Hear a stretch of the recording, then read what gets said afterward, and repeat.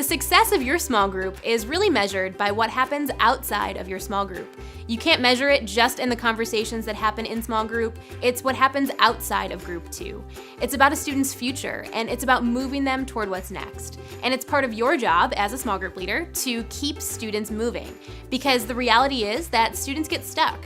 They get stuck to their video games, stuck to their phones, and sometimes they get stuck in their choices, in their faith, and in their relationships. They need someone, not to stand on the sidelines, but to get down into the mud with them, to encourage and to motivate them to move forward.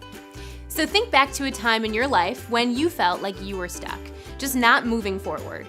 Maybe you were stuck in a job that became monotonous. Maybe you were stuck driving a car with no air conditioning, or maybe you felt stuck in a faith that wasn't exciting anymore. What was it you needed to happen in your life? What got you back up and moving again? Was it a Kenny G concert? Was it water aerobics, a Starbucks double shot? More often than not, what you needed was a person to step in and to help you move. Like it or not, the few in our group experience the same thing.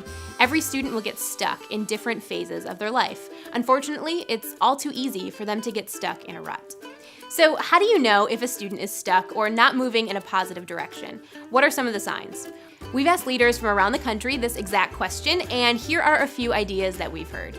If they never laugh, if they only talk about themselves, if they never talk about themselves, if they always have to go to the bathroom as soon as small group starts, if they never look up from their phone, if they're easily defensive, if they avoid talking about anything serious, if they seem unmotivated, or if they always give the right answer rather than an honest answer.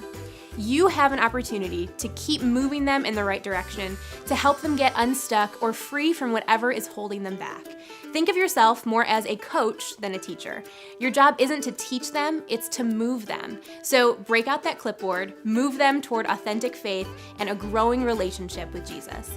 As much as you love them and as much as you wish that your group could stay together forever and never part, remember, your primary role as a small group leader is not to keep your students, but to move your students. The goal is not to keep them, the goal is to move them to a better future. So when you focus on the bigger story of their lives, you understand that what happens inside your circle is really measured by what happens outside of your circle. The incredible potential of leading small really is in your ability to move them out. And sometimes this is not physically moving them to a new small group or to a new grade in school. It's sometimes just moving them to a better version of themselves, helping them grow up to become who God wants them to be. So we've developed 7 ways that you can help your few become unstuck, so that this week and every week, you can look for ways to move them out.